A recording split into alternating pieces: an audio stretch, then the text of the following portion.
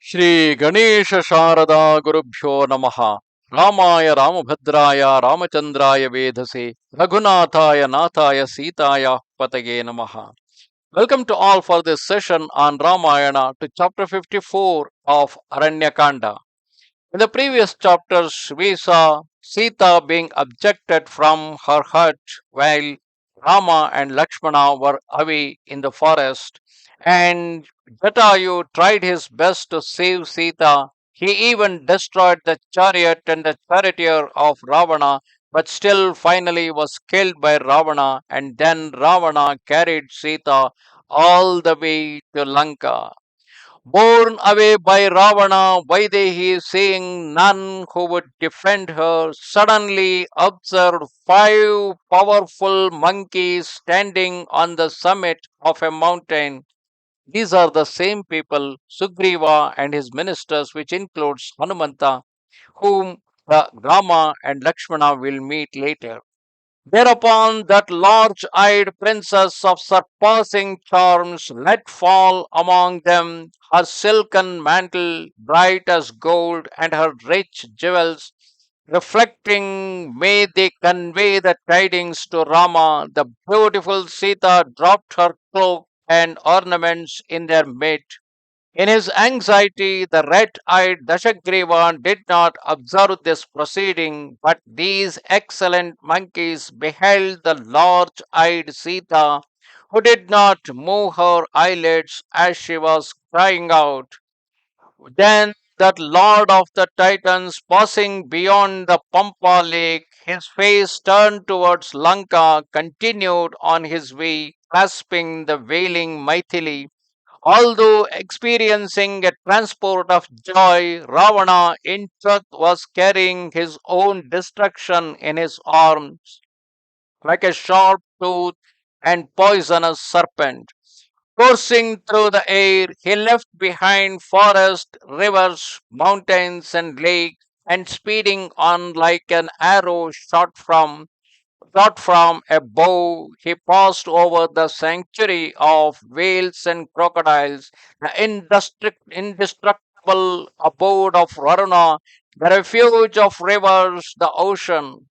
Beholding Sita borne away, the waters became convulsed, and the great serpents and fish were startled. Then the voices of Charanas and Siddhas could be heard in the sky saying, the end of Dashagriva is at hand. Ravana, however, who symbolized death itself, bearing the struggling Sita in his lap, entered the city of Lanka. Reaching that capital with its broad and spacious highways, he entered the palace and penetrated into the inner apartments.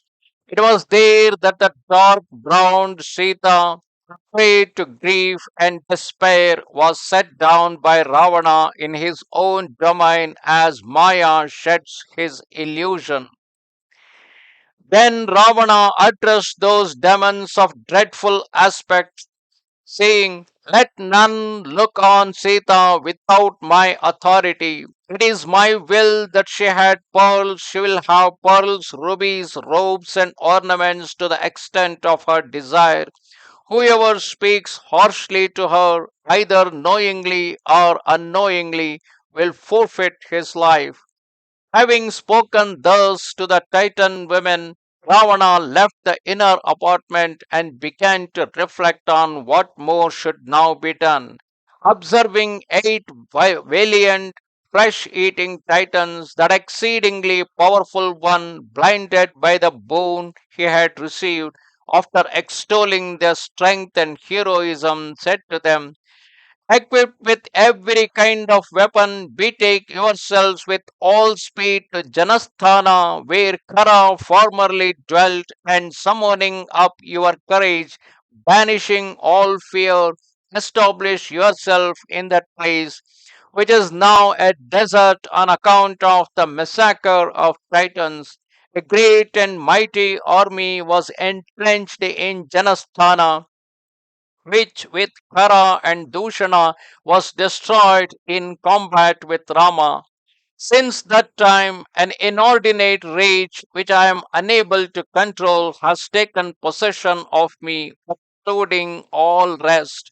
I wish to avenge myself on my sworn enemy, nor shall I sleep till I have slain him in flight. In the hour that I bring about the death of the slayer of Tara and Dushana, I shall rejoice as a beggar on acquisition of wealth.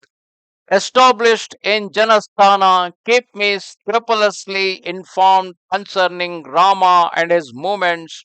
Without respite, let the rangers of the night take action and constantly strive to bring about Rama's end.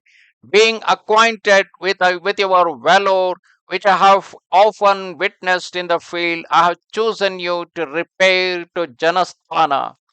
Hearing these flattering and significant words of Ravana's, those titans bowing down to him left Lanka in a body and took the direction of Janasthana in all haste, having first made themselves invisible. But Ravana, having secured Mithila's daughter and brought her to the palace, though he had thus incurred the hostility of Rama, gave himself up to transports of senseless joy. Thus ended chapter 54 of Rama of chapter 54 of Aranya Kanda in Ramayana. Namaste Sharada Devi Kashmir Puravasini Swamaham Prarthaye Nityam Vidya Danancha Dehime. Goodbye.